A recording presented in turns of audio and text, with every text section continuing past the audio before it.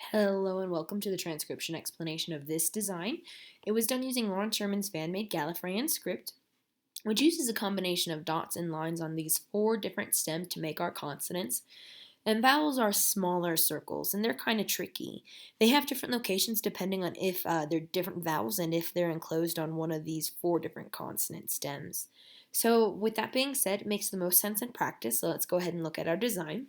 So the script is read bottom counterclockwise. So the first thing we see is our outer sentence circles. So these containing 2 rings, this kind of broken one with divots here and this one thicker one here.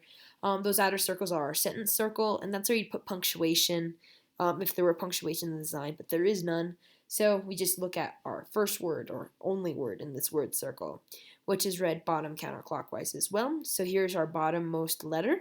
It is a small circle, so it's a vowel. So let's go ahead and look at our vowels.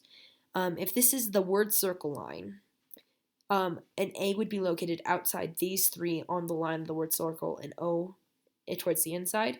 So this is an A because it's outside the word circle. And we can double check that by knowing that it's not enclosed on any consonant stem. So it would be looking here. And it matches this A. Anyway, so this is an A. Continuing on, here's our next consonant stem. This thin circle inside our word circle here. So we're looking at this stem because circle inside our word circle. And on it, there's 1, 2, 3 dots. Now these dots, they can be outside, on the line, inside, whatever. As long as you can tell how many dots go to each stem, we know what stem it is. So 1, 2, 3 dots here makes this an L.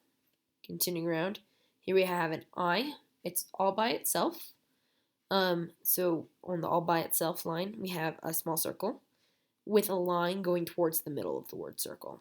So this is an I. Continuing around, here's our last stem with 1, 2, 3, 4 dots on it. So that is a C. And I'd like to note something special about this C.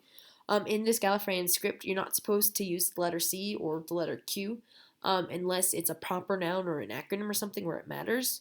So in the name Alice, the C does make the S sound, but if somebody spelled their name with an A-L-I-S-E, that would be like a different name than the A-L-I-C-E.